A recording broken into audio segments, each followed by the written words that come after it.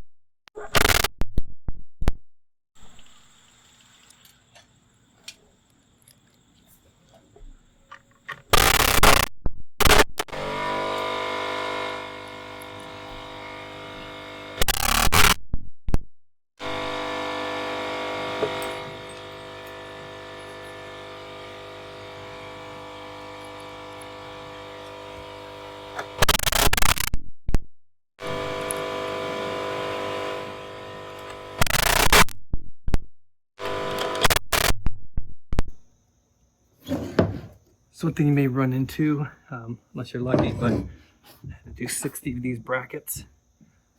So barely do one of them wrong. I put it in the wrong way. It should be on top to counteract the lever effect of the piece here, if somebody stands on the edge of the roof. So unfortunately, there's no good way to really get these out. There's so many in here. One thing I found, like trying to get in the screwdriver and twist it, you just can't get enough leverage with that little, 1/4 inch or so.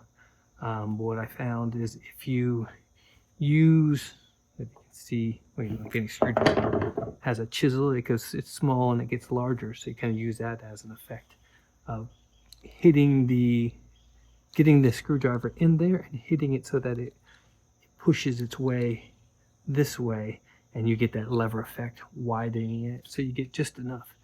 If it's completely flat, it's a little hard, but most of them usually aren't perfectly flat.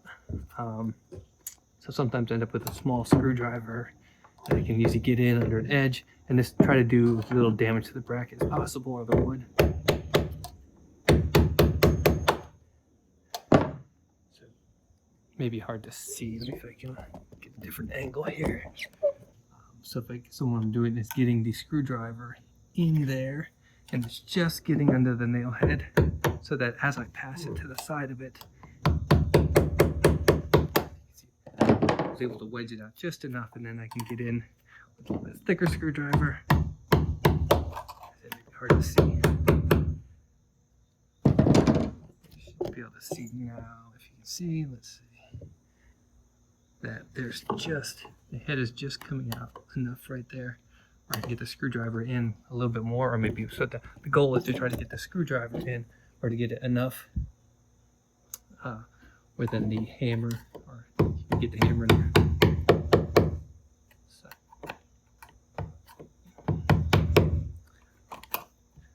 I'm trying to get it just by, so it passes by the side of the nail head, wedges itself. You should see it should be able to pull out there enough where I can now get the claw underneath it. Now I can get the claw under there just enough. Once you can get that, then you can get the good leverage. Okay. The further you get down, it's a little bit more difficult because you start hitting the opposite joist. So I might be able to end up wedging it at an angle here. Should be enough now. And there you go. You just have to do that 10 times. These get us. So I'm going back now and doing the Simpson Strong ties, which are these listed.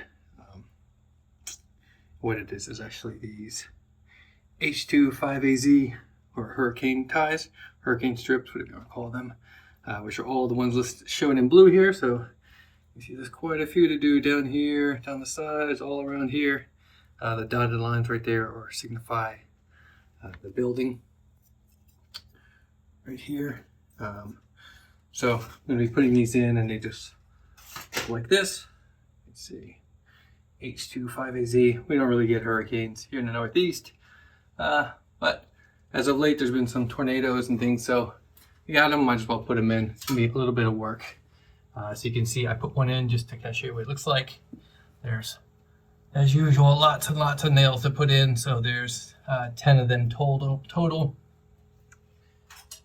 They go in, it's just like the others, but these are the 8s. So what they gave me to put in.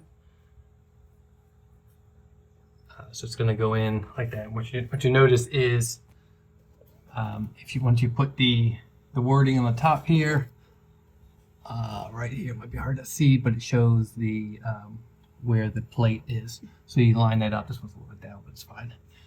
You line that up there, and when you do it right, you can see this one kind of lines up with the bottom here, and you just have this tab. And what you notice is here's the double top plate. So nails go in the top of the top plate. They go in both top plates. That's why you get the double. So it's going through both of them, and it's also attached to the joist. Again, you can see if the wording is up. This one's off a little bit because of the slope again, but you get right here where it says line is with the top of the plate, and then this, whoops, hard to do with one hand, and then this part is going to line up at the bottom. You'll see then the nails will all go through the joist. Whoops.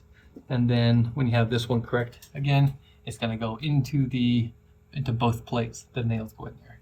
All right, so I just started this one off. It's really not that hard to see. So just like normal, just stick it in there. Again, it was hard just holding the camera and doing putting this, but just like normal.